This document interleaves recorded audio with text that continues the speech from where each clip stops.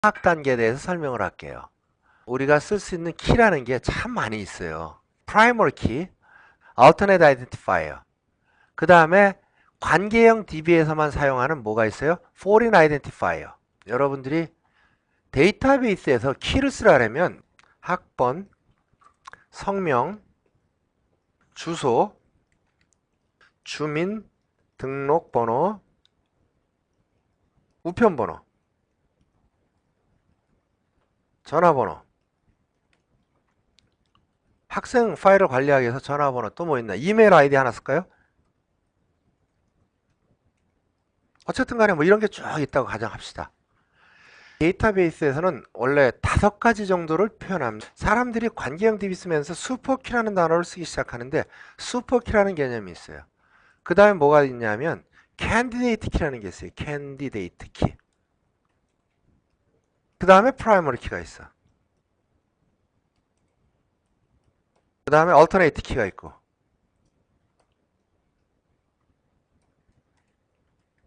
그 다음에 뭐가 있냐면 포린 키. 이 5개 키가 우리가 주로 데이터베이스에서 사용하는 키예요. 그런데 이 2가지 슈퍼키와 캔디데이트 키는 그냥 말 그대로 슈퍼키라고 캔디데이트 키는 후보 식별자라거나 뭐 이렇게 번역을 해요. 후보 식별자. 그 다음에 프라이머리 키는 주식별자, 얼터네이트 키는 부식별자, 포린 키는 외래 식별자, 뭐 외부 식별자 이렇게 번역들을 하는데 슈퍼키는 뭐냐면 유일성은 보장하지만 유니크니스는 보장하지만 미니멀리티, 최소성은 보장하지 않는 키를 슈퍼키라고 해요. 하나의 테이블에 슈퍼키는 무지 많이 나올 수가 있어요. 슈퍼키가 뭐가 있냐면 학번 갖고 슈퍼키를 할 수 있을까 없을까? 위에 예제에서 얘도 슈퍼키야. 성명 가지고는 슈퍼키를 만들 수 있어요 없어요? 못 만들어. 이름 최영락이 2놈 있을 수 있다 이거지. 그러면 여기다 예를 들어서 학번을 더해봐요. 이거 유니크해 안 해? 유니크해요. 이것도 슈퍼키야. 주민등록번호 갖고 슈퍼키 만들 수 있어 없어?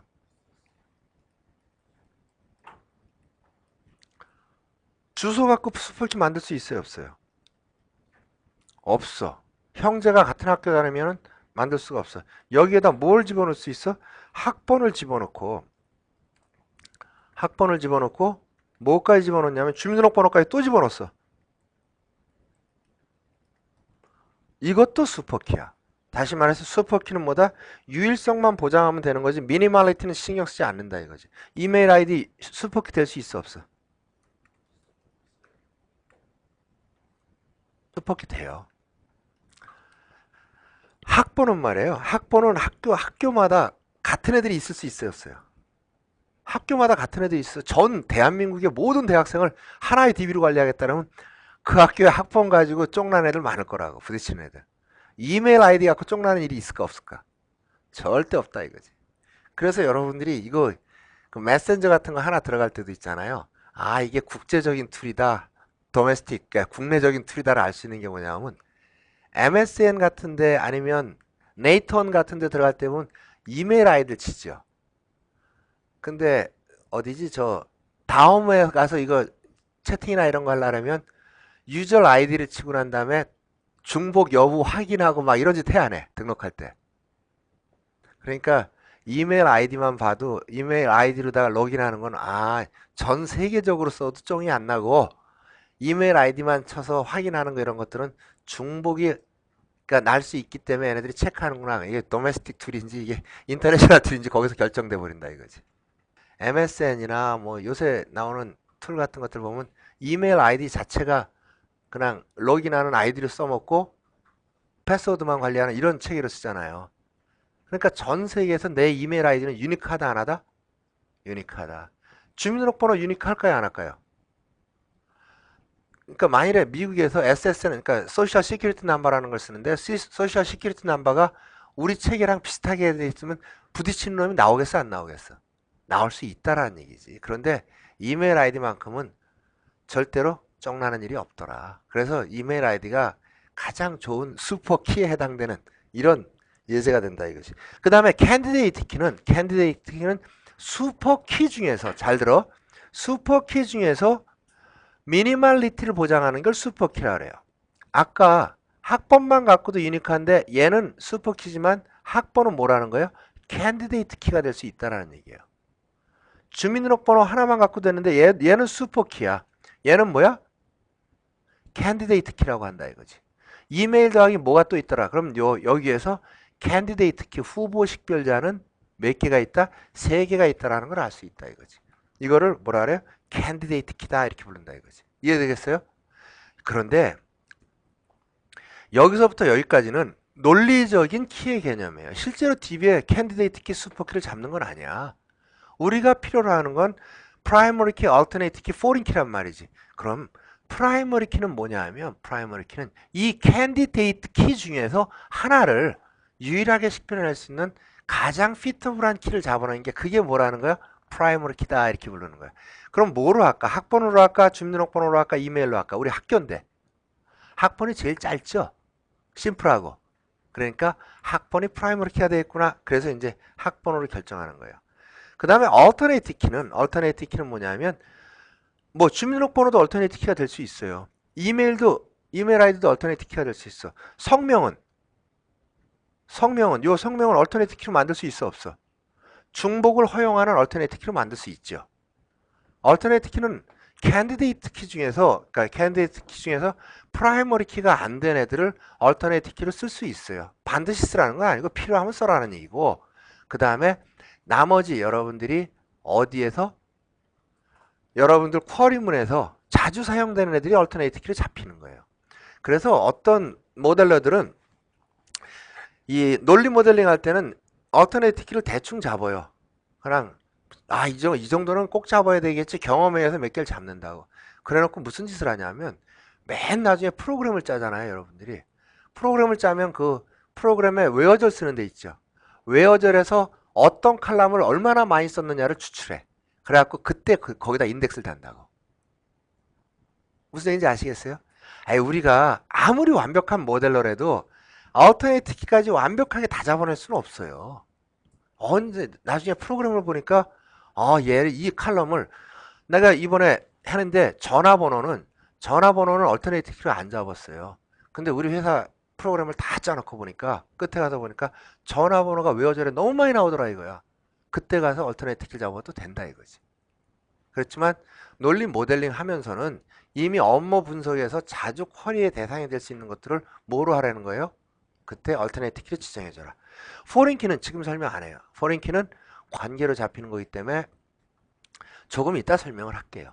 슈퍼키, 캔디데이트 키 뭐 이런 용어는 이제 배웠으니까 프라이머리 키는 각 엔티티의 사례가 유일하게 식별할 수 있는 건데, 유일 식별하는 건 캔디데이트 키라고 하는데 그 중에 하나가 뭐가 된다? 주식별자가 된다. 설명했죠 여태까지요? 한 개의 속성으로 만들 수도 있고, 속성들을 2개, 3개 묶어서도 만들 수도 있고, 릴레이션, 포린 키를 갖고서도 만들 수 있고, 속성 하나에다가 포린 키로 만들 수도 있고, 아까 그랬잖아요. 그치? 주문 번호에다가 순번호를 집어넣어 갖고 프라이머리 키로 만드는 예제가 나왔었잖아 앞에. 그런 개념으로 만들 수 있다. Alternate Identifier는 후보 식별자 중에서 주식별자로 선택되지 않은 걸 할 수 있다라는 거지 다라는 건 아니고, 그 다음에 기타 인덱스로 활용하는데 여러분들 프로그램에서 sort, if, where 이런 데서 자주 쓰는 칼럼이 될 것이라고 생각되면 걔는 뭐로 해줘라? Alternate 키를 해라. 근데 Alternate 키는 2가지가 있다. 유니크한 Alternate 키와 non-유니크한 Alternate 키가 있다. 그걸 지금부터 배워나가자. 주식별자의 단계는 부식별자를 설정하고 널값 설정 여부. 그래서 주식별자는 아무리 강조해도 지나침이 없는 이 얘기예요. 모든 엔티티에는 주식별자가 반드시 존재해야 된다. 이 전제로 하는 거예요. 주식별자는 성능을 높여야 된다는 문제도 있지만 또 뭘까지 책임진다 그랬어요. 얘가 관계까지도 책임져 준다 그랬죠. 기억나죠? 그래서 주식별자는 단순, 복합, 외래 식별자 이걸 묶어서 키를 만들 수 있다라고 앞에 말했어요. 주식별자의 규칙은 계속 말하지만 1번이 뭐예요? 유니크니스. 반드시 유니크할 것. 2번. non null value. 절대 널값이 오면 안 된다. 짧게. 심플. 이 예제에서 주민등록번호가 유니크해요. 얘는 5바이트고 학번은 10바이트야. 그러면 프라이머리 키가 주민등록번호가 되는 게 낫지 않겠어요? 그쵸? 근데 프라이머리 키가 될 수 없어. 왜 그런가? 생각을 해봤더니 우리 학교 다니는 학생 중에서 외국인들이 있는 거야. 외국인 애들은 주민등록번호가 있어 없어? 없으니까 그 값은 널 값이 들어와야 되잖아. 아, 그래서 주민등록번호를 프라이머리 키는 못 쓰는구나. 이런 판단을 한다 이거지 지금서부터. 그 다음에 숄트하게 가능하면 짧게 만들 것. 가능하면 심플하게 만들 것. 너무 많은 결합 속성, 칼럼들을 너무 많이 합하지 말고 단순하게 만들어라 단순하게. 그럼 단순하게의 개념이 뭐냐?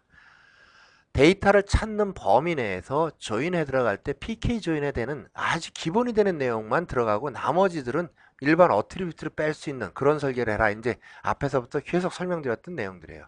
부식별자도 마찬가지로 두 가지가 있어요. 얘는 중복을 허용하는 부식별자와 중복을 허용하지 않는 부식별자. 아까 예제에서 여기다가 부식별자를 단다라고 가정을 할게요. 여기다가 성명에다가 부식별자를 달고 이메일 아이디에다 부식별자를 단다. 얼터네이트 키를. 그럼 이메일 아이디는 뭐로 할 수 있어요? 유니크한 얼터네이트 키가 될 수 있고 얘는 뭘 쓸 수 있어요? 중복을 허용하는 얼터네이트 키가 될 수 있다. 그 다음에 이제 부식별자도 단순 속성 하나만 갖고 만들 수 있고 두 개를 묶어서 만들 수 있고 외래식별자를 묶어서도 만들 수 있고 주식별자하고 더해서도 만들 수 있고 그냥 부식별자 만들 수 있는 예제는 참 많이 있더라. 그거는 이제 한번 실습을 하면서 샘플로 해보자 이런 얘기고 만일에 이렇게 품목 구분이라든가 이렇게 해서 복잡해지게 되면 뭐가? 프라이머리 키가 복잡해지게 되면 숙제 품목 코드를 하나 집어넣고 얘를 품목 구분별로 보는 게 많더라. 그런 거 많잖아요. 품목 구분별로 분리별로 잘라보는 일 많잖아. 이렇게 만들어 놓고 품목 코드를 만들어 놓고 앞에를 서브 스트링에서 잘랐으면 될까 안 될까? 아니, 품목 코드가 10바이트인데 구분은 2바이트고 분류가 3바이트야. 순번은 5바이트. 그럼 10바이트 되죠? 그러니까 이게 10바이트로 설계를 해놨어. 만일에 품목 구분하고 얘가 없어요. 구분하고 분류가 없어. 없으면 이거 갖고 구분을 자르려면 어떻게 해? 서브스트링 가로 열고 품목 코드 컴마 1, 2 가로 닫고 해서 그거 잘라가지고 뭐 쓰고 막 이따위 되죠. 그런 짓 하면 될까 안 될까? 절대 안 된다 이거지. 인덱스로 만들고 특히 프라이머리 키에는 뭐 하면 돼? 안 돼? 서브스트링이나 이따위 짓 하면 안 된다 이거지. 그러면 그때는 인덱스를 찾는 게 아니라 뭘 찾는다? 테이블을 풀 테이블을 찾아버린다 이거지. 아시겠어요? 그러니까 이거 PK의 아예 PK 항목으로 얘는 이제 너무 복잡하니까 만일에 여기서 엔티티가 하나 더 나가는데 품목별 이력 뭐 이런 거 하나 달았는데 하게 되면 PK가 3개가 들어가고 여기에 순번 들어가려면 PK가 점점 길어지거든. 그런데 얘는 만일에 하나를 만들었다면 여기서 릴레이션 가면 품목 코드만 넘어가잖아요. 그쵸? 그러니까 길이는 같을지 모르지만 구조가 심플해진다 이거지. 칼럼이 2개밖에 없으니까. 이해돼요? 그러니까 그런 걸 이용하기 위해서 이렇게 단일 속성 주식별자와 중복 허용 부식별자를 해서 이렇게 만들어 놓으면 훨씬 유리하지 않느냐 이런 얘기예요. 여기서 보니까 이렇게 집어넣어 놓고 유니크하게 만들기 위해서 쓸데없이 PK가 길어지더라. 그럴 바에는 포린 키들은 어디로 내려라? 밑으로 내려도 무방하다. 다음에 얘가 교차 개체로 나오고 여기에서 자식으로 가져가 버리니까 문제가 어디 생기는 거예요? 포린 키가 길어지죠. 여기서 만일에 또 테이블 나온다면 기본적으로 3개는 포린 키로 들어가고 칼럼은 들어가고 또 뭔가 생기겠죠.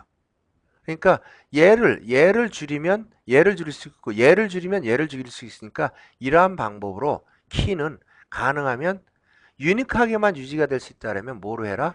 일반 non-identifying 관계를 빼는 게 더 유리한 경우가 많이 있더라 하는 얘기가 나와주는 거고 이따위처럼 복잡하게 교차 개체로 하나의 품목은 여러 재고 지역에 있고 한 재고 지역에는 여러 품목이 있더라. 그러니까 매니 투 매니야. 매니 투 매니를 해결하기 위해서 PK를 양쪽으로 묶었어. 잘 만들었어 교차 개체. DB 돌아가는데 문제 없어. 이거보다는 뭐가 좋겠다는 거야? 그냥 재고 영역의 품목 코드만 하고 나머지들은 포린 키로 연결돼서 여기서 끝나게 했어야 되는데 문제는 포린 키를 집어넣고 계속 가다 보면 여기서 출고가 일어난다면 출고는 더 커지겠네? 입고는 더 커지겠네? 이러다 보니까 가능하면 PK를 줄이는 설계를 상위서부터 만들어 와라.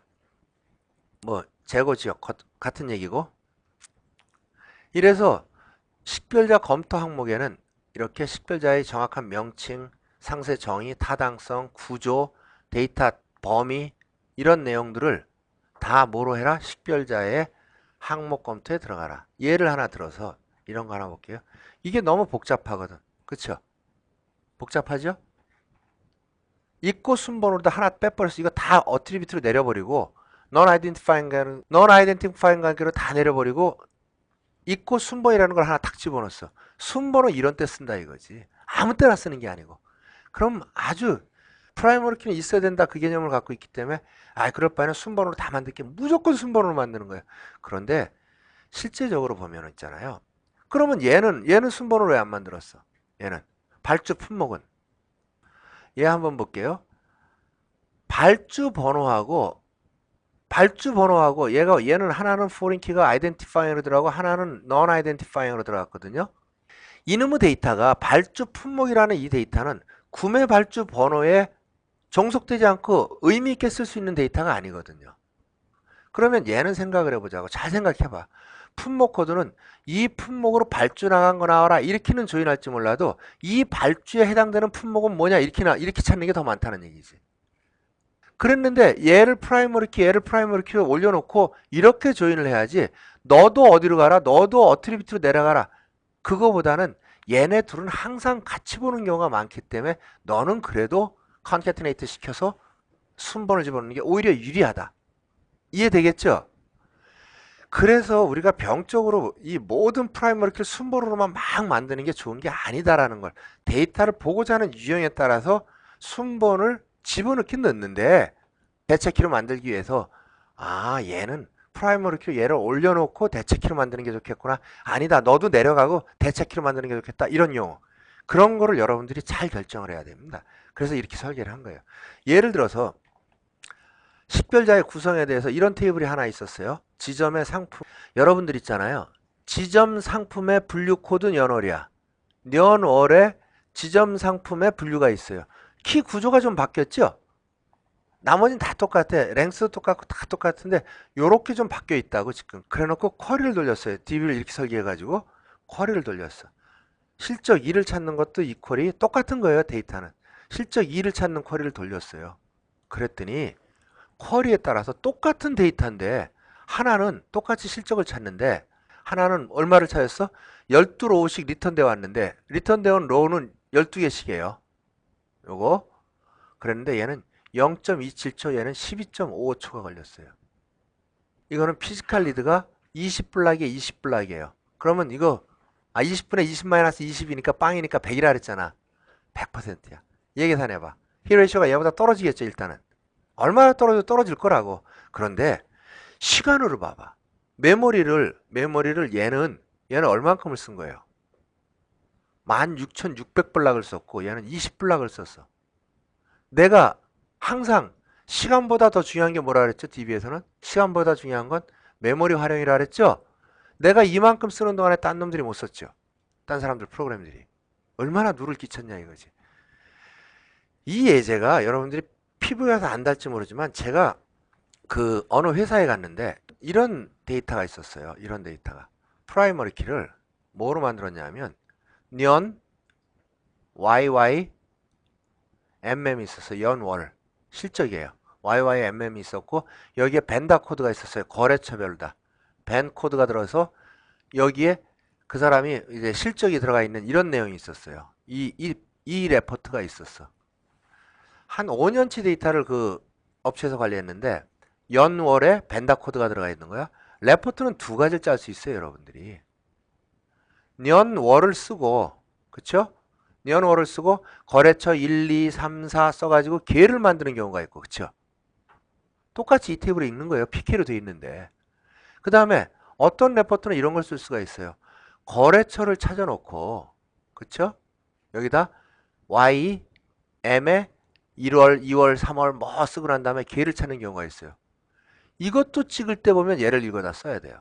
그런데 이 테이블은 1초 만에 답이 튀어나오는데 이거는 얘는 12초 만에 나오더라고요. 실제로 5년치 데이터 가지고 그 IBM 퍼포먼스 좋은 CPU 12개짜리에 아주 퍼포먼스 좋은 시스템에서 12배 차이가 나더라. 이유는 뭐다라는 거야? 요 차이 때문에 그러는 거지 요거. 요 차이. 만일에 이 코드가 이 프라이머리 키가 그러니까 벤에다가 YYMM을 해뒀다면 아마 이놈이 1초에 나오고 얘가 12초에 나올 거예요. 무슨 얘기인지 아시겠어요? 아, 프라이머리 키에 컨캐티네이트 시키는 순서가 왜 중요한지 알겠다. 여러분들 그 DB 인덱스 책들 보게 되면 이런 거에 대한 설명을 되게 많이 해놨어요. 컨캐티네이트 시킬 때의 순서가 얼마나 중요한지. 아주 중요한 개념이에요. 프라이머리 키 순서. 이게 수십 배, 수백 배까지 퍼포먼스 차이, 수만 배까지 차이 날 수 있는 게 프라이머리 키 1번, 2번이냐, 2번, 1번이냐의 차이가. 그러면 이제 그때 여러분들이 그런 얘기 할 거 아니야.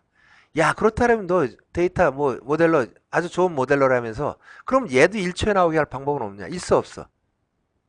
얘를 먼저 놓고 얘를 두 번째로 놓는 유니크한 얼터네이트 키로 또 잡으면 될까 안 될까? 해갖고 힌트 써가지고 그 해당 인덱스를 따라갈 수 있게, 그러니까 탈 수 있게 만들면 얘도 1초 만에 튀어나오게 할 수 있어요. 그런데 다만 관계형 DB에서는 무슨 설명을 하냐면 한번 이미 인덱스로 설정된 칼럼은 다시 인덱스로 안 잡는 게 어떻겠니? 이런 레커멘드가 있는 거예요. 그런데 이 레포트는 하루에도 수십 번씩 보는 중요한 레포트다. 그때는 어떻게 할 수 없이 만들어야지. 그래갖고 인덱스를 뭐로 만드는 거야?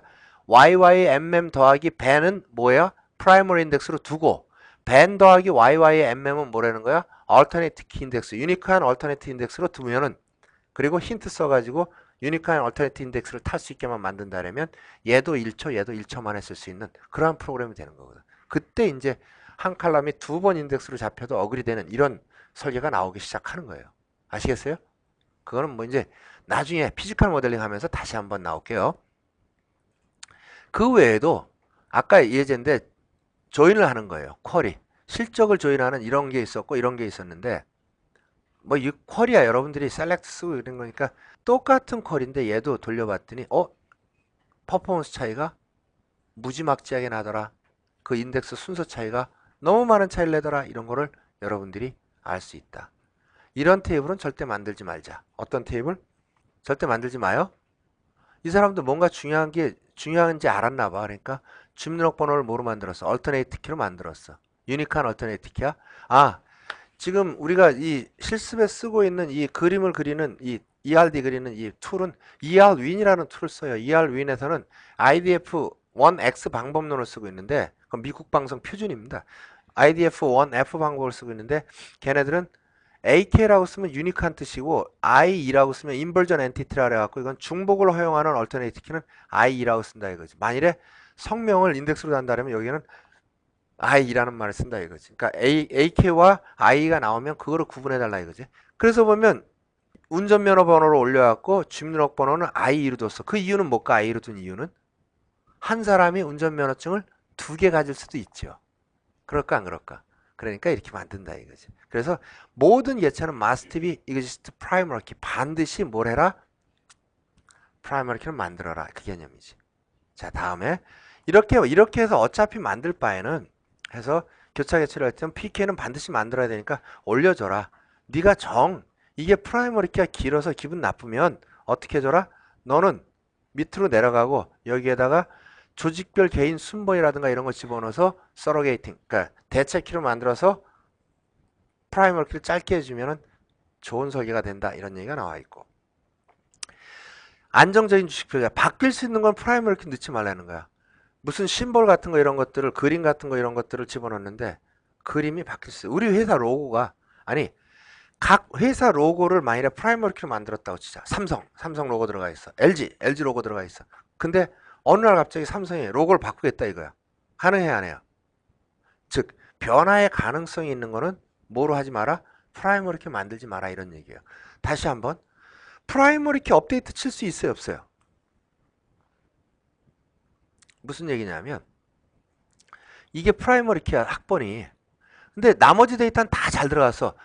최영락, 분당, 58년 개띠, 우편번호, 전화번호 031, 이메일 아이디 YL758 해갖고 다 정확히 들어갔는데 학번만 뭐로 들어가 있냐면 학번이 원래 1, 2, 3인데 잘못 집어넣어갖고 1, 2, 4로 집어넣어놨어. 그럴 수 있어요 없어요? 그러면 옛날에 파일 시스템 이거 어떻게 해야 돼? 딜리트 시키고 새로 집어넣어야 되지. 근데 프라이머리 키 업데이트 칠 수 있을까 없을까? 내가 뭐라 그랬어 강의하면서 계속 프라이머리 키도 관계형 대비해서는 이게 어트리뷰트 취급을 하는데 아주 특별한 어트리뷰트일 뿐이다 이렇게 말했는데 기억나 안 나? 다시 말해서 이런 명령을 쓸 수 있겠냐 이거지. 이 업데이트 명령 있잖아. 업데이트 저게 뭐 예를 들어서 st 언더바 m이라고 치자 이거지. set st 언더바 n1은 equal 1, 2, 3 where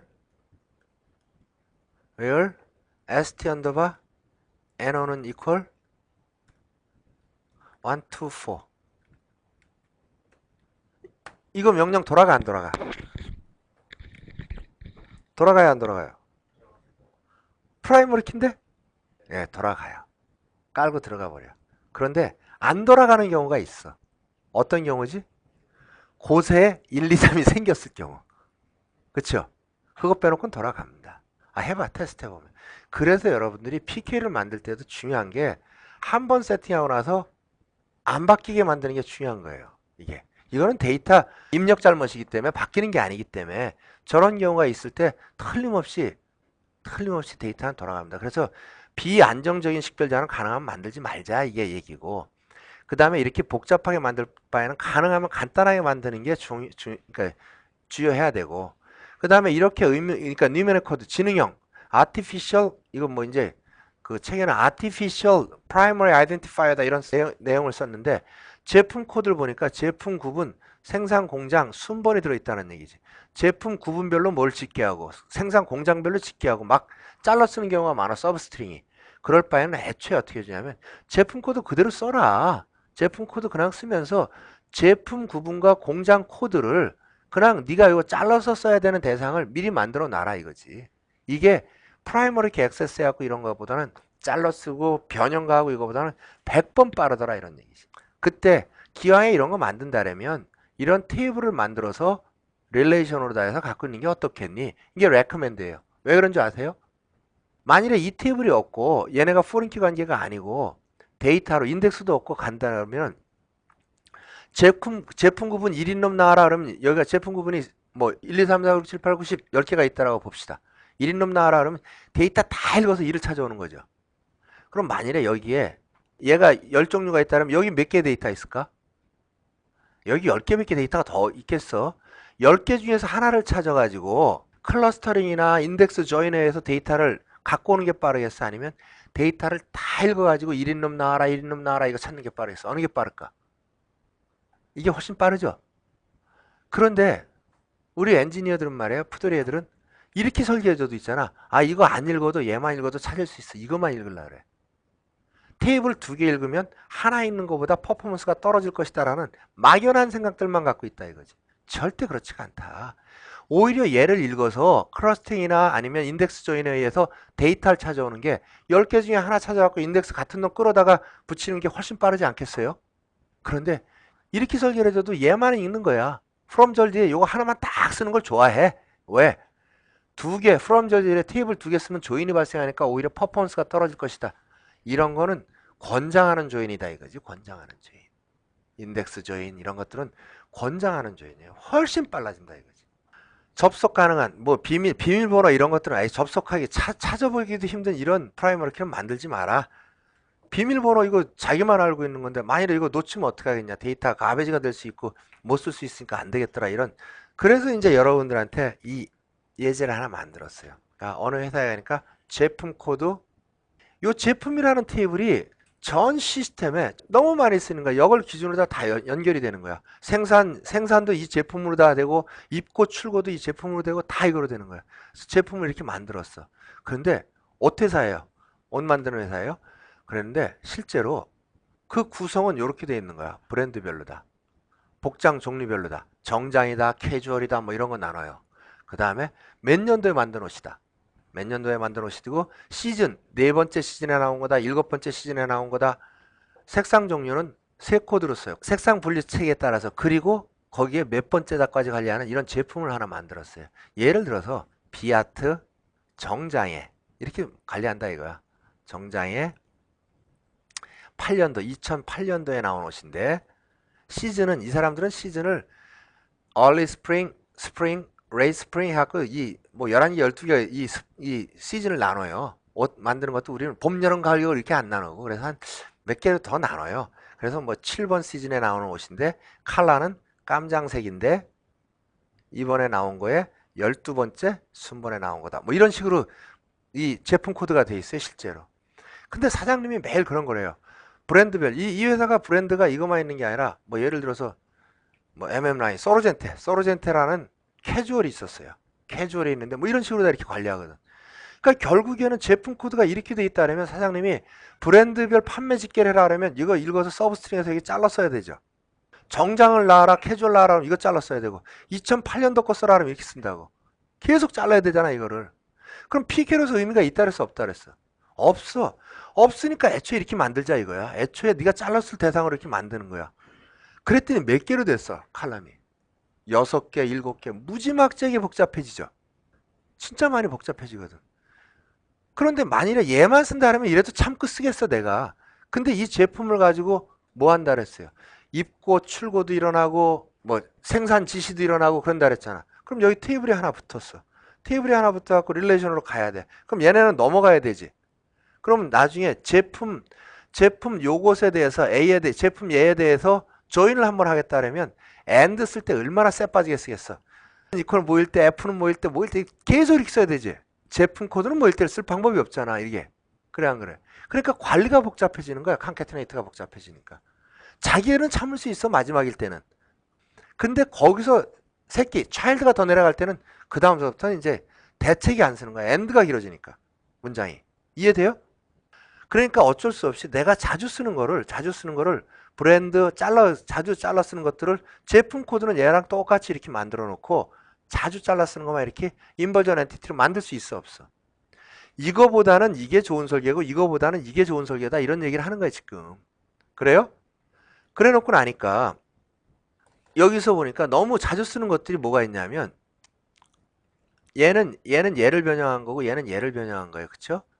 자주 쓰는 코드를 브랜드 코드, 복장 종류, 색상 종류 이렇게 항상 색상이 모일 때 복장이 모일 때 이렇게 찾는다 이거. 그러면 브랜드가 소르젠테일 때 뭐 이런 식으로 찾아 들어간다 이거지. 색상이 까만색이 많이 팔렸느냐 분석할 때 뭐 이렇게. 복장 종류가 정장이 많이 팔렸니 캐주얼이 많이 팔렸니 이렇게 들어간다 이거지. 그럼 얘를 읽어서 조인에 들어갈 때 PK 있으니까 이게 요거 변형했을 때는 이거보다는 얘가 훨씬 좋은 거죠. 데이터 조인해서 찾기가. 그런데 얘는 이렇게 변형한 거거든. 그 대신 제품 코드는 했어요. 얘는 여기서 만일에 차일드가 나가게 되면 복잡해지니까 이건 나쁜 설계다. 나쁜 건 아니지만 좋지 않은 설계다 이렇게 얘기를 했어요. 그쵸? 그랬는데 얘는 봐봐. 보니까 이거의 장점도 다 갖고 있으면서 내가 찾고자 하는 조인을 찾아올 때 얘를 읽어서 조인해 오는데 문제 있어요 없어요? 여러분들의 업무를 구성해 봤을 때 요렇게 설계하고 조인을 활용하는 게 제일 좋은 설계였구나 알 수 있다 이거지. 그런데 우리는 그걸 안 해. 그냥 요거 하나만 만들면 되지 이런 개념. 에이 이렇게 만들면 어때 이런 개념으로 가니까 안 된다 이거지.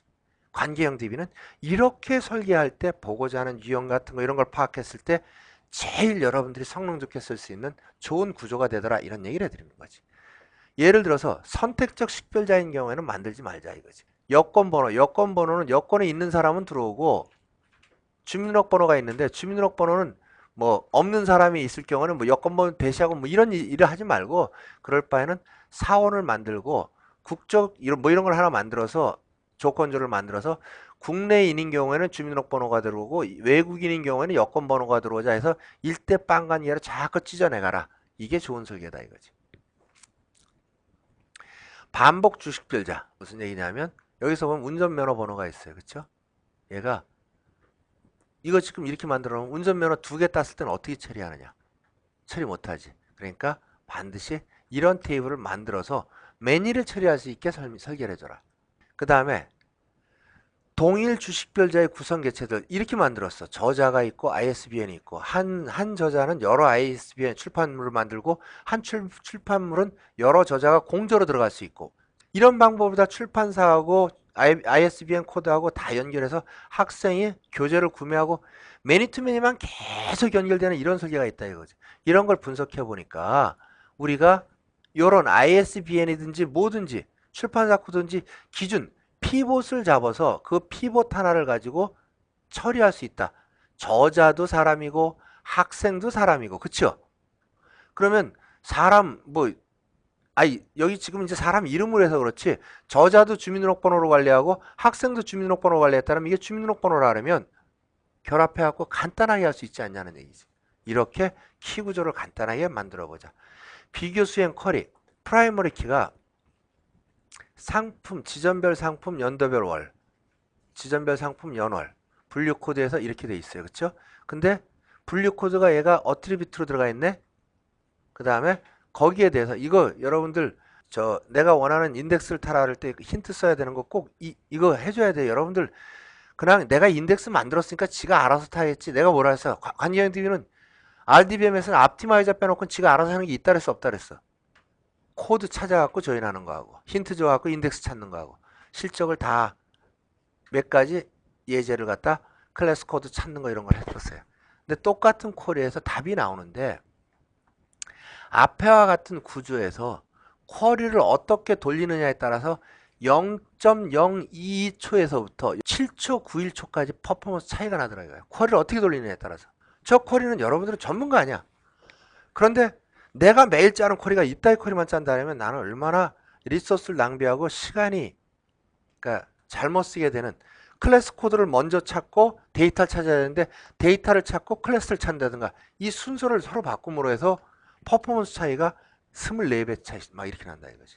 24배가 아니지. 시간은 그럴지 몰라도 메모리 쓴 거 보라고 메모리. 피지컬 로지컬 리드로 할게. 로지컬 리드 7500하고 26은 하늘과 땅이죠. 내가 앞에 설계 구조가 어떻게 됐느냐에 따라서 쿼리를 어떤 방법으로 AND OR을 어떤 순서로 쓰는 게 훨씬 유리한지를 여러분들이 보는 예제예요. 아시겠죠? 여러분들 그 외래 식별자라는 거 많이 들어봤어요. 관계형 DB에만 있는 아주 특별한 식별자입니다. 이게 근데 앞에 단원에서부터 계속 무슨 얘기를 했냐면 프라이머리 키를 꼭 잡아라 그 얘기를 합니다. 프라이머리 키가 없으면 DB도 아니다 이런 얘기를 하는데 특히 프라이머리 키가 없으면 관계형 DB가 아닙니다. 그러니까 프라이머리 키가 단순히 데이터를 조회할 때 물론 이제 레코드 아이디나 이런 게 프라이머리 키보다 더 빠르게 옵티마이저가 찾는 그런 아주 특별한 DBMS들도 있지만 대부분의 DBMS는 데이터 쿼리할 때 가장 빨리 찾는 게 프라이머리 키 때문에 찾는 겁니다. 근데 그 프라이머리 키는 데이터 쿼리할 때 성능을 좋게 한다는 거 이외에도 데이터의 무결성도 지켜주죠. 그 다음에 또 하나가 중요한 게 뭐냐면 바로 지금 배우는 외래 식별자, Foreign Identifier, 외래 식별자 또는 외부 식별자 뭐 여러 가지로 번역하는데 이 외부 식별자를 외래 식별자를 정의할 수 있다라는 거. 그러니까 이 관계를 맺을 수 있다는 게 바로 프라이머리 키가 있기 때문에 그렇습니다. 그래서 관계형 DB에서 프라이머리 키를 그렇게 중요하게 생각한다 이거지. 그리고 흔히 그 사람들이 물론 이제 관계에서 간단히 설명했었지만 데이터와 데이터 간의 릴레이션십, 관계를 잡게 되면 퍼포먼스가 떨어진다라는 이런 잘못된 생각들을 갖고 있는데 만일에 데이터와 데이터 간의 관계를 맺었기 때문에 데이터가 개체와 개체의 관계를 맺었기 때문에 퍼포먼스 떨어지는 사례가 있으면 갖고 와봐라 이거지. 없습니다. 그냥 단순히 옛날에 파일 쓴 사람들이 막연히 그럴 것이다. 이런 개념으로 다 접근했기 때문에 퍼포먼스가 떨어진다라고 생각하고 있다. 또 그 다음에 실제로 떨어지는 경우가 있습니다. 있기는. 뭐냐면 지금 배우는 외래 식별자 업무 규칙, 즉 참조 무결성 규칙을 고려하지 않았는데 얘는 데이터가 들어갈 때마다 참조 무결성을 체크하거든요. 체크하기 때문에 그 시간 때문에 퍼포먼스가 떨어질 수가 있어요. 그러니까 그 부분에 대해서 이해를 정확히 한다면 관계 때문에 그러니까 성능이 떨어진다라는 이런 얘기는 나올 수가 없는 얘기입니다. 그러니까 외래 식별자는 엔티티 즉 두 개체 간의 관계를 이어준다. 관계에 의해 서브 타입 쪽에 속해 있으며 그러니까 foreign identifier는 서브 타입 쪽에 존재하는 거예요. 슈퍼 타입 주 개체의 주 식별자와 같은 값을 갖는 식별자를 뭐라고 한다? foreign key다, foreign identifier다 이렇게 말한다는 얘기입니다. 물론 앞에 예제들에서 릴레이션을 잡음으로 해서 foreign key가 생기는 예제는 몇 번 봤습니다. 그래서 여기서 정확하게 해놓는다면 여러분들이 foreign key에 대해서 이해를 잘 할 수 있다고 봐요.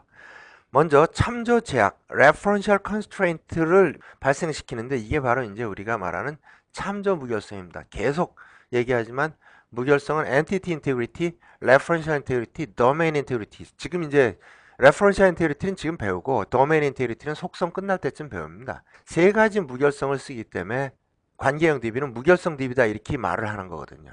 물론 인테그리티라는 거는 DBMS가 제공해주는 기능을 갖고도 인테그리티를 지킬 수 있지만 여러분들이 프로그램으로 커버할 수도 있어요. 응용 프로그램으로다. 근데 제가 볼 때는 여러분들이 응용 프로그램으로다 레퍼런셜 인테그리티를 만드는 것보다는 DBMS가 체크해주는 게 훨씬 성능이 좋다라는 걸 이해해달라 이거지. 지금서부터 그걸 배우러 간다. 외래 식별자 정의 단계 수행 작업, 개체들 사이에 관계를 고려한 외래 식별자의 적절한 설정, 외래 식별자가 적정해야 된대요.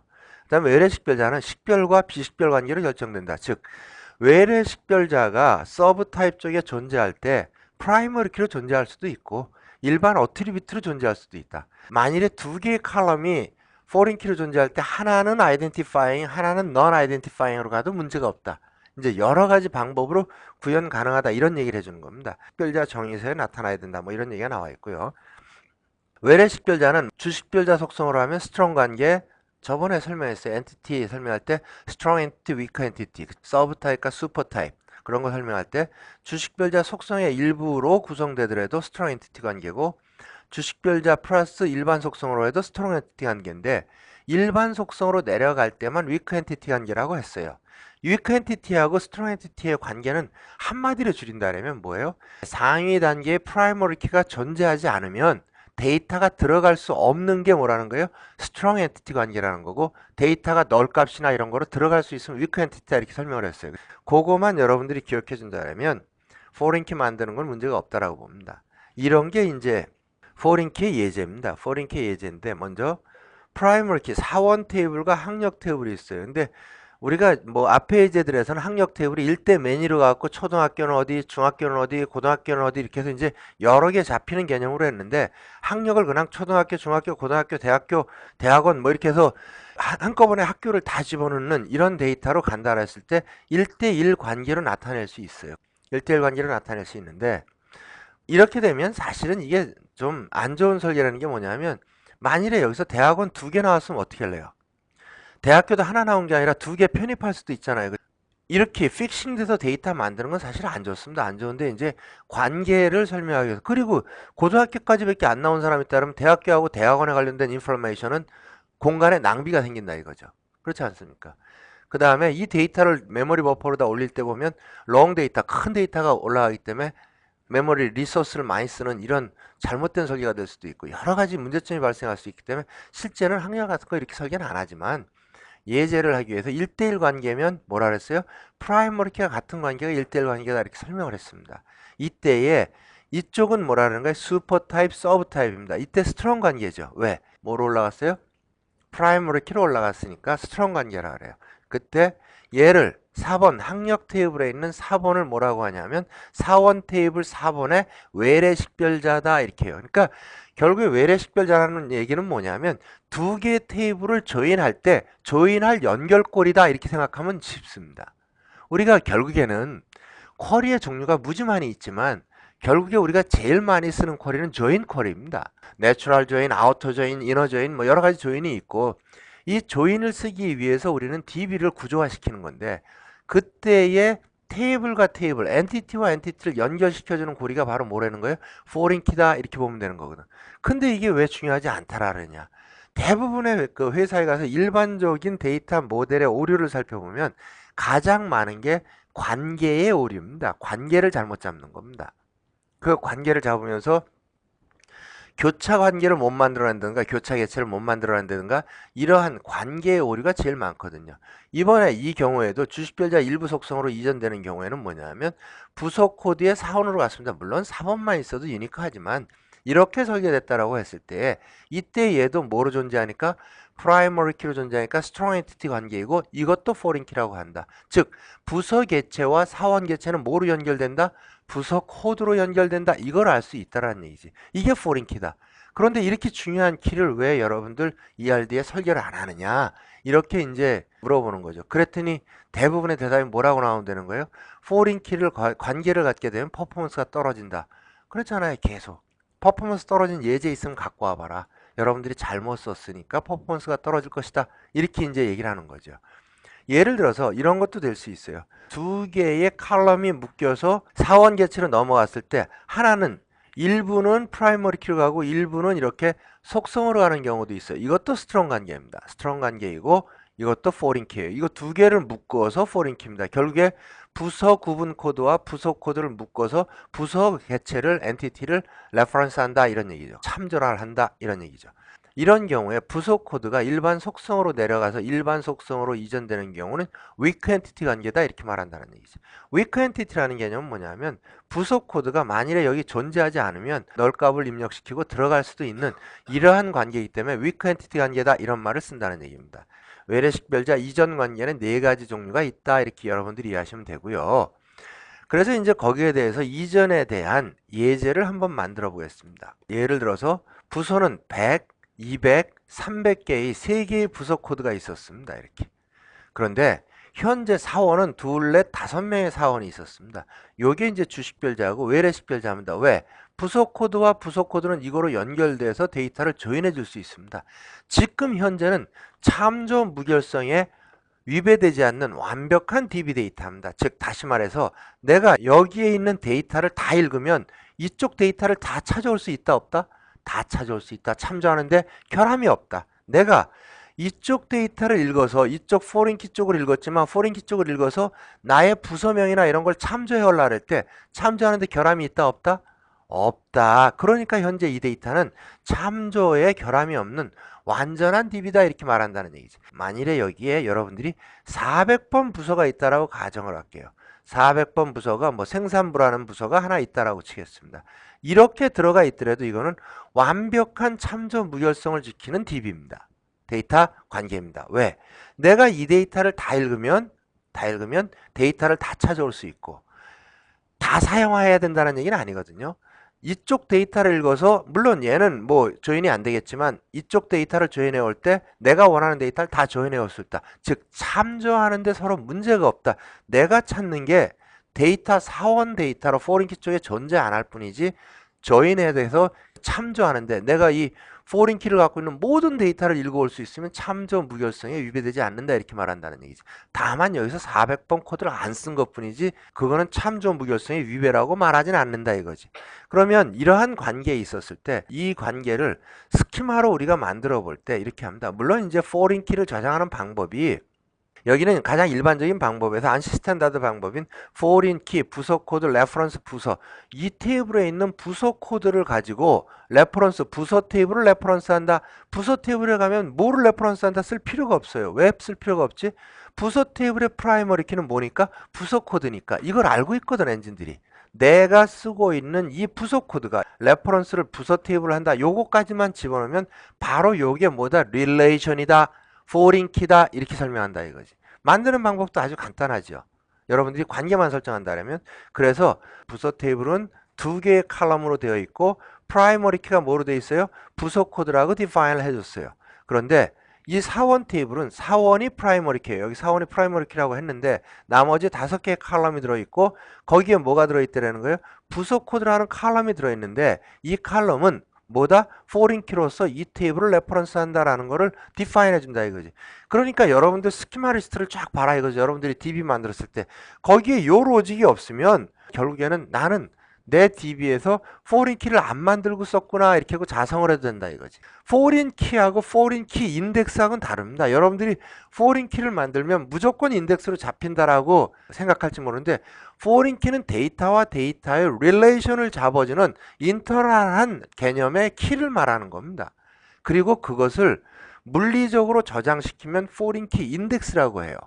그러니까 포린 키로 잡았으니까 100% 인덱스로 잡힌다? 그렇지 않다 이거지. 그걸 여러분들이 일부 DB들은 포린 키로 설정해서 DB를 크리에이트하면 그거 자체를 인덱스로 만드는 일부 DB들은 있습니다. 근데 대부분의 상용 DB들은 그렇지 않다. 그러니까 여러분들이 포린 키하고 포린 키 인덱스는 구분할 수 있어야 된다. 이런 얘기를 해드리죠. 예를 들어서 이런 예제가 하나 있었다 그랬을 때 우리 간단하게 한번 따져봅시다. 여러분들 관계형 DBMS에서 관계가 영어로 뭔지 아세요? 릴레이션십입니다. 관계형 DB 뭐예요? 릴레이션십 DBMS거든요. 그쵸? 그러니까 결국에 여러분들이 쓰는 오라클, 사이베이스, 인포믹스, 인그레스, DB2 뭐 어쨌든 이 SQL 서버 모든 DB들은 뭐로 다 데이터를 찾는 거예요? 관계로서 찾는 retrieval DB라는 걸 알 수 있어요. retrieval DB. 그러니까 여러분들이 이 관계를 foreign key를 그 아주 중요하게 생각해야 됩니다. 여기에서 예를 들어서 자재 코드하고 이 테이블과 이 테이블이 연결됐을 때 자재 코드가 뭐라는 거예요? foreign key고 거래선 코드와 발주 번호가 있는데 거래선 코드가 어디로 들어갔어요? 여기에서 어트리뷰트로 들어갔으니까 weak entity 관계가 됐고 관계는 맺으면 되는 거죠. 그 다음에 뭐 이런 건 인덱스 있다라는 얘기인데 이건 인덱스에서 자세히 설명을 했죠. 그 다음에 여기서 한번 보세요. 발주 마스터에서 발주 디테일에 릴레이션을 줬고 자재 마스터에서 발주 디테일에다가 릴레이션을 줬어요. 그랬더니 여기에서 뭐가 들어간 거예요? 발주 코드. 양쪽에 프라이머리 키를 묶어서도 포린 키로 할 수 있구나. 이거 어디서 많이 들은 얘기 같지 않으세요? 뭐죠? 무슨 개체죠? 아, 교차 개체구나. 그래서 교차 개체는 매니 투 매니 관계가 나왔는데 양쪽에 프라이머리 키를 묶어서 나의 프라이머리 키를 하는데 99%는 맞는다. 약 1% 정도가 업무적으로 빠져나갈 수 있다면서 제가 DVD 가게 예제를 하나 들은 적 있어요. 그걸 기억해 보면 돼요. 여기서 여러분들 따져보면 하나의 발주에는 여러 자재가 발주될 수 있고 한 자재는 여러 번 발주될 수 있다. 이제 매니 투 매니 따질 필요도 없어요. 말을 데이터를 대입해 보면 되니까. 그러니까 아, 교차 개체로 나오는구나. 그 교차 개체는 그때 뭐라 그랬어요? 요 키에서 포린 키로 이렇게 하면 교차 개체가 되는데 자재 코드가 너무 길어요. 그러면 이거를 어디로다 내리고 어트리뷰트로 내리고 자재 코드에다 발주 디테일 순번 같은 걸 집어넣어서 키를 작게 만들어주는 것도 하나의 DB 관리한 퍼포먼스 관리를 위해서 필요하다 이런 얘기를 했어요. 그쵸? 그랬는데 순번이나 이런 걸 집어넣고 발주 번호, 자재 코드를 둘 다 밑으로 내리는 경우도 있어요. 그게 잘 됐느냐? 잘못됐어요. 그거는. 그게 왜 잘못됐느냐? 대부분의 이 발주 디테일은 요 어느 발주 항목을 보는 게 아니라 발주 전체를 묶어서 보는 거거든요. 이 발주에 대해서 이렇게 보는 업무가 더 많거든요. 그러면 발주 번호가 프라이머리 키로 들어가 있고 만일에 자재랑 묶어서 보는 게 많다면 최소한 자재 코드는 위로다 올려놓고 발주 번호만 어트리뷰트로 내리는 이런 관계로 해야지. 그래야지 조인할 때 포린 키가 프라이머리 키 조인해 올 수 있는 이러한 장점을 또 가질 수 있거든요. 그러니까 이러한 키를 만들 때 그러한 구조적인 문제점을 여러분들이 잘 이해를 해줘야 됩니다. 무조건 프라이머리 키를 짧게 해야 되겠다라는 개념만 가져갖고 뭐로 가는 거야? 순번을 무조건 때려 넣는 이러한 방법들은 잘못된 DB 설계다 이렇게 말할 수 있어요. 순번만 집어넣으면은 엔티티 무결성은 완벽히 지켜주죠. 그 다음에 두 번째 뭐까지 지켜줄 수 있어요? 엔티티 무결성. 프라이머리 키가 적으니까. 그 다음에 물론 얘가 어트리뷰트로 내려가 있더라도 얘를 읽어서 조인해 오는데 문제가 없습니다. 그쵸? 그 다음에 얘를 읽어서 조인해 오는데 문제가 없어요. 그런데 발주 번호 하나 읽었을 때 거기에 관련된 모든 데이터를 한꺼번에 읽어드리는 거는 같은 데이터가 인덱스로 같이 묶여 있는 게 여기서 데이터가 만들어지면 발주 번호 1, 2, 3, 4, 5에 자재 코드 대신에 순번이 들어있다면 1, 2, 3, 4, 5 하면 인덱스 구조가 어떻게 생길 거냐면 보나마나 우리가 B트리 같은 거를 인덱스 만들 거 아닙니까? 이렇게 생길 거 아닙니까? 인덱스로 만들면 이게 예를 들어서 발주 번호가 A였다라고 가정을 할게요.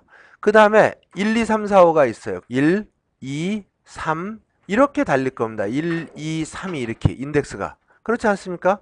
인덱스가 이렇게 달리면 내가 첫 번 거를 읽어갖고 그 다음에 쭉 읽어내면은 내가 원하는 데이터가 한꺼번에 불려들여올 수 있는 장점을 갖고 있어요.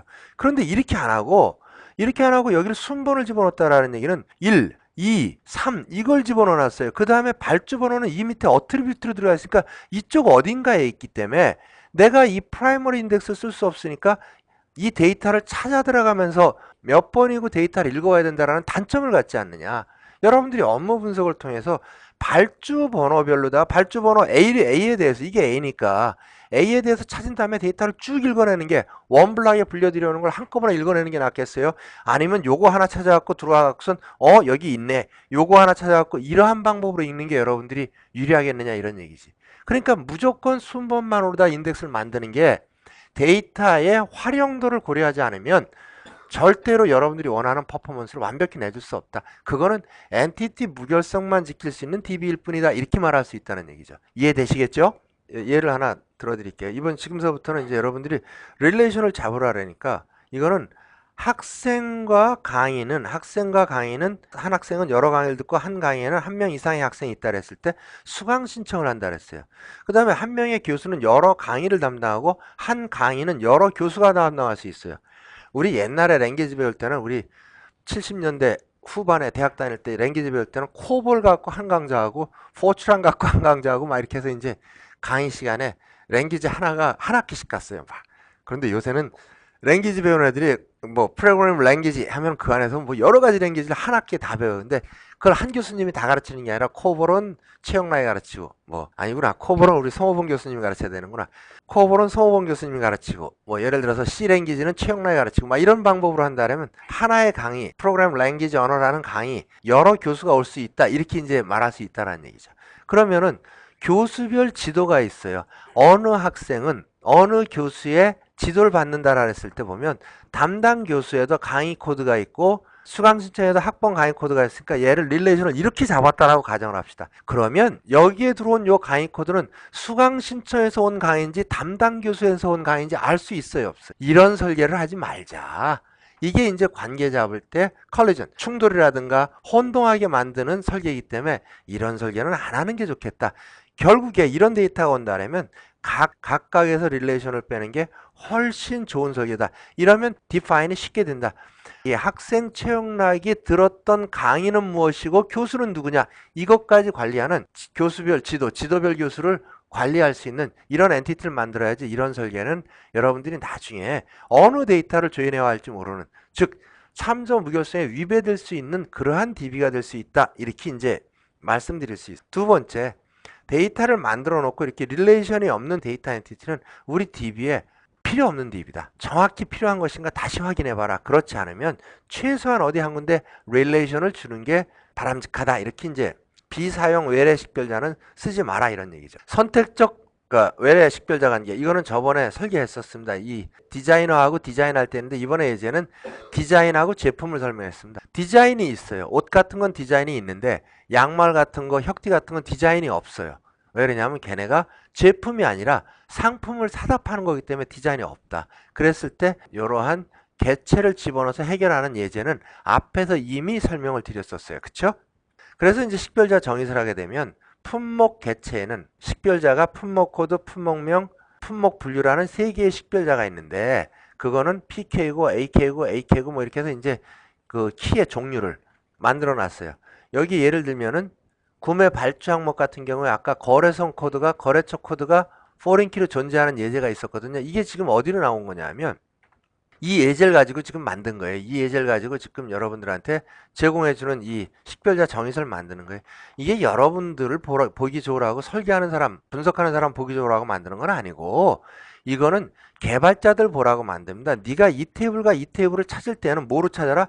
거래처 코드로 찾아라를 알려주는 겁니다. 알려주기 위해서 여러분들한테 제공해주는 거죠. 그런데 여기 이제 여러분들한테 유일성 여부하고 식별자 구분을 하나 이렇게 세 개를 제가 더 집어넣어 놨어요. 근데 이게 대부분 무시하고 그냥들 갑니다. 대부분의 DB 모델러들이 그래 포린키 잡고 PK 잡았으면 됐지 이런 개념으로 해서 무시하고 가는데 그러지 마라 이거지. 식별자 구분하고 유일성 여부하고 너를 하자는 얘기입니다. 이 식별자 구분 있잖아요.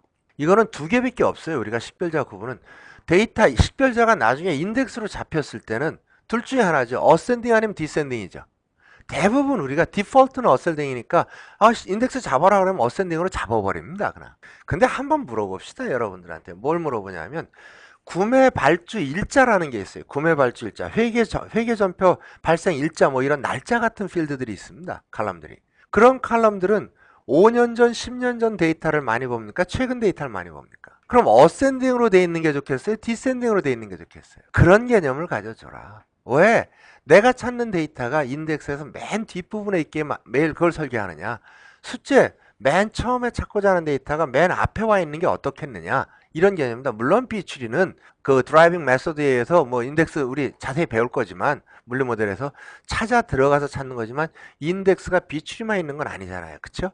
비추리만 있는 건 아니니까 여러분들이 이 어센딩, 디센딩 하나도 성능에 영향을 준다는 걸 알 수 있어요. 물론 최근의 DBMS는 오라클이나 DB2 같은 경우는 이런 경우가 있습니다. 그러니까 다른 DB들은 어쩔 수 없이 어센딩을 써야 되는 경우도 있어요. 왜 그러냐면 구매 발주 일자와 구매 발주 순번을 묶어서 디센딩으로 한다, 묶어서 어센딩으로 한다 이 개념밖에 없는 DBMS들이 대부분입니다. 그런데 오라클이나 뭐 DB2 같은 DBMS들은 하나의 인덱스 내에서도 발주 일자는 디센딩으로 하고 발주 순번을 어센딩으로 하라 이렇게 명령을 줄 수 있어요. 칼럼 단위별로 다 어센딩, 디센딩을 따로 컨캐트네이트 된 걸 줄 수 있다 이거지. 그것만 이용해도 여러분들이 인덱스 구조를 활용할 수 있는 여러 가지 장점들이 있거든요. 그러니까 우리가 특히 패키지 같은 거 만들 때 이러한 DBMS들의 특성들을 고려하지 않고 그냥 인덱스만 달아놓는 거하고 인덱스의 특성을 위해서 이 DBMS는 어쩔 수 없이 어센딩을 달아야 돼. 이 DBMS는 디센딩, 날짜는 디센딩 달고 순번은 어센딩 달아야 돼. 요 인덱스 다는 거 하나에 있어서 DBMS별로 달라집니다, 이게. 그러다 보니까 이런 특성들을 많이 이해하고 자기 DBMS의 특성들을 이해하고 DB를 설계하게 되면 훨씬 좋은 설계를 할 수 있고 성능을 좋게 쓸 수 있다는 걸 여러분들이 알 수 있어요. 그 다음에 유일성 여부는 그러니까 유니크하냐, 듀플리케이트를 허용하느냐 그런 얘기니까 여러분들이 알 수 있어요. 그래갖고 여기를 보시게 되면 품목명을 제외하고는 대부분의 인덱스로 잡혀야 될 이 항목들은 널 여부를 노로 해놓습니다. 널을 노로 해놓는다. 나중에 이 인덱스 같은 부분에 널 값을 허용하게 되면 무슨 문제가 발생하게 되면 여러분들이 DBMS에서 조인할 때 NVL이라는 말을 꼭 써야 되는 이러한 우를 범해야 됩니다. 그래야 되기 때문에 애초에 인덱스 또는 키값에 해당되는 이런 내용들은 특별한 경우를 제외하고는 널 값을 허용하지 않는 게 어떻겠니 하고선 설계를 하는 거예요. 그러면 품목명은 왜 너를 그러니까 허용했느냐? 이걸 허용한 데는 의미가 있었어요. 무슨 얘기냐면 보통 제조회사 가게 되면 BOM이라든가 포뮬라든가 이런 거에서 물품 구성표라는 게 있습니다. 그 물품 구성표를 막 등록을 해요. 한 제품을 만들기 위해서 포함되는 항목들이 100개, 1000개, 10,000개 막 이렇게 조립이 돼야 되는데 그걸 등록하다 보면 아직 품목으로 등록은 안 됐는데 품목 번호만 따는 경우가 있어요. 그랬을 때 번호만 만들고 아직 품목명은 들어오지 않더라도 데이터는 들어갈 수 있게끔 하는 캐스케이드 인설트 같은 개념을 처리하기 위해서 일부러 저런 걸 쓰는 경우도 있습니다. 그러니까 그런 예제는 뒤에 가서 예를 들어서 한번 설명드릴게요. 그래서 이런 디파인도 정확하게 해놓는 게 좋지 않겠느냐 하고선 이제 말씀드리는 거죠. 그러다 보니까 여기에서 그러면 그 릴레이션을 열심히 잡은 이유가 뭐 있느냐? 식별자 업무 규칙 정의를 지키기 위해서 한다. 식별자 업무 규칙은 다른 말로 참조 무결성을 지킨다 이런 얘기입니다. Referential Integrity. 이제 두 번째 인테그리티인 참조 무결성을 지켜줘요. 한 개체의 입력 수정 삭제가 발생하거나 외래 식별자가 발생 시 발생하는 영향을 관리한다. 주식별자 업무 규칙, 부식별자 업무 규칙, 외래 식별자 업무 규칙이 있어요. 뭐 여러 가지가 있겠죠. 외래 식별자 업무 규칙은 입력 규칙, 삭제 규칙, 수정 규칙으로 나눠집니다. 세 개가 있습니다. 입력, 삭제, 수정 규칙을 세 개로 나눠지는데 하위 개체에 데이터의 입력이 발생할 때 상위 개체에 영향을 주는 거고 삭제, 수정 규칙은 상위 개체의 데이터가 삭제, 수정될 때 하위 개체의 영향이다. 이게 무슨 얘기냐면 이렇게 한번 들어볼게요. 외래 식별자 관계에서 외래 식별자 입력 규칙은 포린 키 쪽에 데이터가 입력될 때 PK에 영향을 주는 거고 삭제 수정 규칙은 PK 쪽에서 삭제 수정이 발생할 때 포린 키 쪽에 영향을 주는 이러한 내용을 관리하는 거를 누가? DBMS가 관리하는 거를 외래 식별자 업무 규칙 또는 RI, Referential Integrity 규칙이다 이렇게 말한다 이거죠. 여기에 보면 입력 규칙은 6종류가 있습니다. 물론 지금 설명드리는 이 14가지의 규칙들을 모든 DBMS들이 지원하는 건 아닙니다. 각각의 DBMS들이 지원해주는 형태가 있고 아닌 게 있고 이런 형태가 있습니다. 그 예제는 우리가 물리 모델에서 한번 보여드리겠습니다. 예를 들어서 제한 형태 또는 의존 형태라고 말하는데 뭐 리스트릭트 형태, 디펜던트 형태라고 말합니다. 그 다음에 automatic insert, default insert, customized insert, nullify insert, no effect insert. 그 다음에 restrict, cascade, default, customize, nullify, no effect. 요거는 두 개밖에 없어요. restrict 아니면 cascade. 그럼 이게 무슨 얘기냐? 예를 들어서 여러분들이 엔티티와 엔티티 관계 릴레이션을 정확하게 잡고 정확하게 잡았다는 전제하에서 이런 개체가 설계가 돼 있다라고 가정을 합시다. 부서에서 사원이 있습니다. 하나의 부서에는 사원이 없을 수도 있고 한 명만 있을 수도 여러 명이 있을 수 있는데 그거를 non-identifying 관계, 즉 weak entity 관계로다 부서 사원 관계를 이렇게 만들었다라고 가정합시다. 가능한 얘기죠. 이 데이터가 만들어주면 부서 사원 관계가 이렇게 될 것이다. 여기에 3, 4, 5, 6, 1, 2라는 최용석이라는 사원이 하나 들어옵니다. 하나 들어오는데 이게 어디로 들어오는 거예요? 여기로 들어옵니다. 그러면 여기에 뭐가 들어온다는 거예요? 여기에 400이 들어온다는 얘기죠. 여기 400이 들어오게 되면 포린키 쪽에 데이터가 들어오니까 이쪽에 연결이 돼야 되잖아요. 그쵸? 연결이 되려다 보니까 여기 400이 있어요? 없어요? 없어요. 없으니까 얘가 가보는 거예요. 찍 가보니까 가서 이게 들어올 때 체크를 해요. 여기 400이 있니 없니? 없어. 없으니까 애초에 데이터가 안 들어가게 막아주는 거예요. 그걸 뭐라 그래요? restrict 또는 dependent insert라고 한다. 이걸 누가 한다? 쉽게 말하면 여러분들이 이 데이터가 들어올 때 이 데이터 값을 가지고 얘를 읽어보죠. 읽어본 다음에 이런 코드 없습니다라고 메시지 뿌려줍니다. 여러분들이 짜는 그 어플리케이션이 빠르겠어요? DBMS가 RI 트리거에 의해서 지금 Referential Integrity 트리거에 의해서 내부적으로 체크하는 게 빠르겠어요? 그러니까 관계를 잡으면 퍼포먼스가 떨어진다. 그건 언제 떨어지는 거예요? 그 짓을 안 할 때 떨어지는 거죠. 얘가 데이터가 들어왔을 때 이걸 확인하는 작업을 여러분들이 프로그램으로 짠다라는 전제로 따져봤을 때는 이러한 입력 규칙을 집어넣는 게 훨씬 빠르다는 걸 알 수 있어요. 인터널하게 프리컴파일된 트리거로다, 인터널 트리거로다 돌아가는데 그게 여러분들이 짠 프로그램 컴파일해서 데이터 읽어오고 하는 작업보다 느릴 수가 있겠느냐. 그러니까 여러분들이 프로그램을 이 트리거를 잘못 쓰니까 떨어지는 거지 절대 프로그램하고 비교했을 때 떨어지지 않는다. 이걸 장담을 한다 이거지. 누가? 대부분의 DB와 관련된 사람들은 장담을 해준다. 그 다음에 400에 들어왔는데 얘 받아주면 돼야 안 돼? 안 되거든. 그러니까 찍 가봤어. 찍 가보니까 없어. 없으니까 여기다가 400이라는 코드를 하나 만들고 자기가 입력되면 되겠어요? 안 되겠어요? 입력되면 부서명은 모를지 모르지만 키를 갖고 데이터를 다 찾아올 수 있고 이 데이터 갖고 다 찾아올 수 있어요? 없어요? 참조 무결성에는 위배되지 않는다. 그러니까 그때 그걸 뭐라 한다? automatic insert다 이렇게 부른다 이거지. 그 다음에 특정 DB들은 여기에 400을 집어넣었어요. 400을 집어넣으면 DBMS 중에서 엔진이 좀 약한 DBMS들이 있습니다. 몇몇 DBMS들이 있는데 400을 집어넣게 하면 여기 가면 없거든요.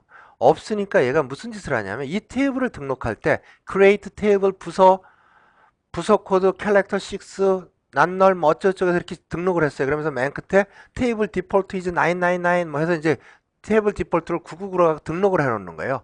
얘를. 그래 놓고 난 다음에 이런 코드 값이 들어오면 여기다 뭐를 까는 거예요? 테이블 디폴트를 갖다 깔아주는 이러한 DBMS들이 있어요. 그래서 그런 거를 뭐라 그러냐면 디폴트 인설트라 그래요. 디폴트 기본 형태. 여기에 카스터마이즈 인설트라는 기능이 또 있어요. 뭐냐면 여기다 400이라는 게 들어와. 400이라는 게 들어오는데 이게 오토매틱 인설트를 하고 싶어. 그런데 오토매틱 인설트를 하려고 했는데 누구든지 하면 안 되고 4번이 1, 2, 3, 4, 5, 6인 최영락만 해라. 부서가 100번인 사람들만 해라. 전화번호가 019-296-2625 온 사람만 해라 해서 제약 조건 안에 컨스트레인트를 또 줄 수 있는 방법이 있습니다. 이런 처리를 하는 걸 뭐라 그런다? 카스터마이즈드 인설트라고 해요. 그래서 여기에 400이 들어오게 되면 400이 안 들어가고 가서 찾아봅니다. 여기서 400이 들어오게 되면 여기를 찾아보는 거야. 없어? 그래 그럼 나 널까 깔고 들어갈게. 그리고 너를 깔고 들어가 버립니다. 그래서 nullify insert라고 말하죠. 그 다음에 no effect insert. no effect insert는 뭐냐 하면 여기에 400이 들어옵니다. 400이 들어오게 되면 데이터는 들어갑니다. 데이터는 들어가면서 메시지를 뿌려주죠. 엔진이 약한 DB들이죠. 그러니까 이런 걸 막아주고 그래야 되는데 엔진이 약한 DBMS들이 이걸 400을 집어넣게 되면 데이터가 인설트 되면서 메시지를 띄워줘요. 뭐라 그러냐면 this code does not exist in 부서 테이블, but inserted now, check again 뭐 이런 방법으로 다 해서 너 이거 부서 테이블에 없지만 나 집어넣었다. 데이터 맞추려면 너 확인 한번 해볼래? 뭐 이런 식의 최소한의 확인 정도 해줘가면서 데이터는 들어가는 이런 형태의 no effective 형태가 있다라는 얘기죠. 그래서 입력 규칙은 이렇게 6개가 있는 거예요. 그런데 이걸 각 DBMS들이 다 지원하는 게 아니라 그랬잖아요. 거기서 보게 되면 대부분의 DBMS들이 뭘 지원해 주게 되냐면 restrict는 지원해 줍니다. 그 다음에 nullify는 반드시 지원해. 이 둘은 반드시 지원해요. 모든 DBMS들이. 그 다음에 오라클은 뭐 오토매틱을 지원하고 뭐 사이베스는 뭐 이런 방법으로 다 해서 자기네가 여기서 2개 내지 4개 정도의 기능들을 지원해 주고 있어요. DBMS들이. 그럼 자기네가 지원해 주는 DBMS를 알면 될 거 아니야. 그건 이제 그럼 각 DBMS들은 어떠한 입력 규칙을 지원하고 삭제 규칙을 지원하는지는 뭘 보면 안다? 나중에 케이스2를 보면 알아요. 여러분들이 그거 공부하기 싫으면 케이스2에서 보면 찍어보면 아, 그럼 뭐를 지원하는구나 다 알 수 있어요. 삭제 규칙하고 수정 규칙은 뭐라 그랬어요? 이쪽, 그러니까 프라이머리 키 쪽에 삭제 수정할 때 포린 키 쪽에 영향을 주는 거라 그랬잖아요. 그쵸? 그러니까 어느 날 100을 딜리트 했어요.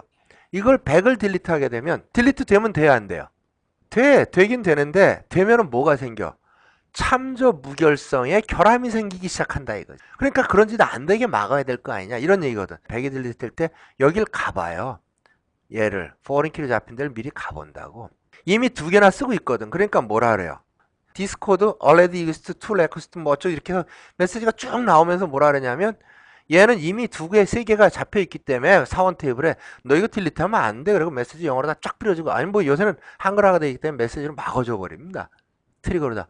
물론 이제 여러분들이 프로그램 짜면서 시스템이 뿌려주는 그 이 오류 메시지를 화면에 뿌리기 싫어하는 사람들도 있습니다. 그런데 그건 메시지 창에 띄우면 되기 때문에 또 그리고 영어 나오면 또 사람들 그러잖아. 전화 와대고 야야 이거 컴퓨터에서 영어 나왔어. 영어만 나오면 에러 나온 줄 알고서 막 소리 질러야 되는데 그건 맞는 에러입니다. 맞는 메시지고. 그런 경우가 restrict delete입니다. 그러면 이런 경우는 있지 않을까요? 부서 코드를 딜리트 하니까 이거 100을 딜리트 할 때 이 부서 코드에 해당되는 사원, 최영락, 최소라 데이터도 없어져라 할 수 있어요, 없어요? 그럼 데이터는 맞죠. 그건 캐스케이드 딜리트입니다. 예를 들어서 이런 경우가 있다라고 칩시다. 아까 이 예제 발주 마스터가 있고 발주 디테일이 있어요. 발주 디테일이 A인 거 딜리트 되라 그랬더니 A가 딜리트 되면서 그 A와 관련된 발주 디테일도 다 딜리트 되라 이렇게 만들 수 있어요, 없어요? 만들 수 있어요. 이거 여러분들 프로그램으로다가 내가 A 번호가 있는 거 하면은 딜리트 프로그램 짜가지고 얘 읽어서 이게 A 때 딜리트하고 딜리트하고 딜리트 이런 경우로다가 하는 것보다는 이렇게 RI 트리거나 RI 액션으로 다 집어넣는 게 이벤트로 다 집어넣는 게 훨씬 빠르다는 걸 알 수 있어요. 여러분들 데이터 읽어오고 메모리도 적게 쓸 거고 컴파일 시간도 줄일 거고 어쨌든 빠르다 이거지. 그런데 이거를 캐스케이드로 걸어 가지고선 딜리트 하려 했더니 안 되더라. 그거는 뭐냐면 캐스케이드 걸었는데 나머지 액션들이 여기 있기 때문에 안 되는 거지. 그래서 트리거를 이 연결할 때에는 그 조건들을 잘 따져봐야 됩니다, 여러분들이. 자, 한번 보세요.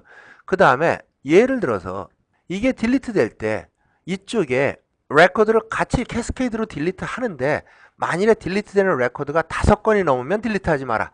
즉 캐스케이드를 걸면서 거기에서도 제약 조건을 줄 수 있어요. 발주 마스터 디테일 같은 경우에 발주 금액이 500만 원 이상 되는 거는 캐스케이드도 먹지 마라. 캐스케이드는 리스트릭트 먹어라. 만들 수 있어요, 없어요? 만들 수 있다니까. 그런 경우를 뭐라고 한다? 카스터마이즈 딜리트라 그래요. 디폴트 딜리트는 아까와 마찬가지로 여기 테이블 999로 등록되어 있으니까 얘가 딜리트 될 때 얘는 뭐로 깔고 나가겠다는 거야? 이쪽을 999로 다 깔고 나가겠다. 그러면 데이터는 맞춰주지 않느냐 이런 얘기죠. 그 다음에 널리파이는 딜리트가 됩니다. 딜리트가 되면서 가장 DBMS들이 쓰기 쉬운 방법이죠. 100을 딜리트 되면서 여기다 뭐를 깔고 나간다는 거야? 널 값을 깔고 나가는 널 값을 깔고 나가면 널 값은 데이터 RI 컨스트레인트에 의해서 데이터를 조인해 올 때 문제가 없어요. 사실은. 왜 없죠? 얘는 널 값이라는 얘기지 100이 아니라는 얘기는 아니잖아요. 그렇죠? 알 수 없다라는 거하고 100이 아니다는 다릅니다. 여기에 들어있는 값은 100일 수도 있고 500일 수도 있고 알 수 없다라는 얘기지 널이라는 의미는. 그래서 unknown이 개념이 들어가기 시작한다 이거지. no effect는 날아갑니다. 이런 거 상관없이 날아가면서 무슨 짓을 하냐 하면 메시지만 뿌려줍니다. 메시지만 뿌려주면서 자기가 날아가요. 그런데 이 코드는 여기에 2번이나 쓰였단다. 사원 테이블에 가서 한번 확인해 볼래? 이 정도의 메시지를 띄워주는 형태가 no effective 형태라 그래요. 이것도 마찬가지로 각 DBMS가 지원해주고 안 하는 게 있습니다. 이건 물리 모델링에서 다시 설명드리겠습니다. 수정 형태는 두 개밖에 없어요. 그럴 수밖에 없죠. 전산실이 500번으로 바뀌었어요. 이게 프라이머리 키 바꿀 수 있다 그랬죠? 관계형 DB에서 500번으로 바뀌었어요. 바뀔라 그랬더니 아예 못 바꿔. 그리고 막아주는 형태가 있어요. 이미 두 군데나 쓰고 있으니까 너 못 바꿔. 그리고 막는 형태가 있어. 그게 뭐라 그래요? restrict update라 그래요. 그 다음에 500번인데 여기도 500번으로 바꾸고 여기도 500번으로 바꾸고 또 있으면 또 500번으로 바꾸고 다 500번으로 바꾼 다음에 날아가면 자기가 바뀌어지면 뭐가 되는 거예요? 캐스케이드 업데이트가 되지 않느냐 이런 얘기죠. 그래서 관계형 DBM에서 쓸 수 있는 이 RI 액션은 14개의 액션이 있어요. 자기네 DBMS들이 어떤 액션을 지원해 주는지를 정확하게 아는 다음에 가장 좋은 방법은 3개만 쓰는 방법이에요. 사실은 제가 여태까지 DB 모델링 하면서 이거저거 많이 쓰지 말고 앞에 말씀드렸던 이 부분들 이 자동형 커스터마이즈 형태나 이런 형태들은 일반 어플리케이션을 짜서 확인해도 됩니다. 확인해도 되는데 많이 발생하는 게 아니기 때문에. 그런데 여러분들이 제일 쓰기 좋은 형태는 여기에서는 restrict nullify 요게 제일 쓰기 좋은 형태고 데이터 맞춰지기 위해서는. 그 다음에 삭제 규칙에서는 restrict, cascade, nullify 요거. 그 다음에 뭐 수정 규칙은 두 가지 다 뭐 이렇게 해서 한 요 정도 지금 이 동그라미 친 이 7개의 기능들은 거의 모든 DBMS는 다 지원해 줍니다. 여기에 이제 지금 여러분들한테 현재 말씀드린 그 내용들을 입력 규칙은 뭐가 있고 거기에 앞에 예제를 가지고 restrict 또는 dependent 형태라고 합니다. 뭐 어쩌고저쩌고 해서 이 지금 사원 코드가 존재할 때만 들어가야 된다 해서 지금 설명드린 내용을 말로 다 글로 설명해 놓은 내용들입니다. 한번 읽어보시면 도움이 될 것 같습니다. 그 다음에 외래 식별자 규칙이 적용되지 않는 경우가 있는데 이런 경우를 조심해라 이거지. 그래서 무슨 틀림없이 채용 나이가 이게 된다 그랬는데 우기지 말고 예를 들어서 여기가 이제 DC, UC, IR은 뭐냐면 delete cascade, update cascade, insert restrict라는 뜻입니다. 아, 이쪽에 restrict고 이쪽에서 들어갈 때는 그 다음에 delete하고 U는 이제 cascade라고 이제 우리가 앞에 있던 내용 delete action과 거기에 적용되는 RI 룰을 하나 집어넣어 봤습니다. 그랬더니 뭐가 적용되지 않나 보세요. delete restrict, delete restrict, insert restrict예요. 그래갖고 내가 사원을 하나 딜리트 하려고 했더니 뭐가 먹을 수 있어요? 얘 딜리트 돼야 안 돼. restrict니까 한 번이라도 썼으면 사원이 딜리트 안 된다 그랬죠. 안 되죠. 그건 맞는 데이터예요. 그쵸? 그 다음에 부서 코드를 딜리트 하려고 했어요. 그랬더니 무슨 짓을 했어요?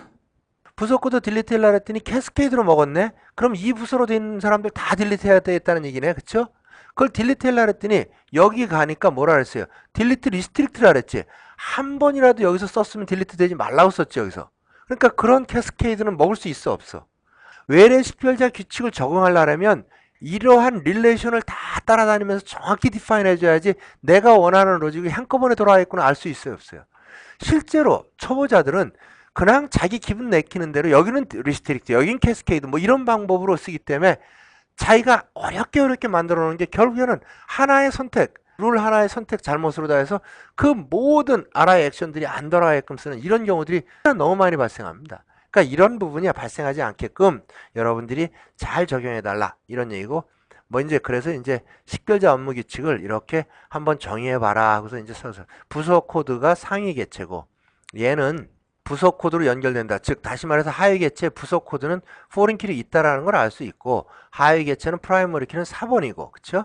거기에서 입력에는 의존 관계가 리스트릭트 관계가 캐스케이드 관계가 성립되고 있다 하고선 그 액션을 뭐를 해야 되겠다. 이것들은 뭐로 처리하는 거다?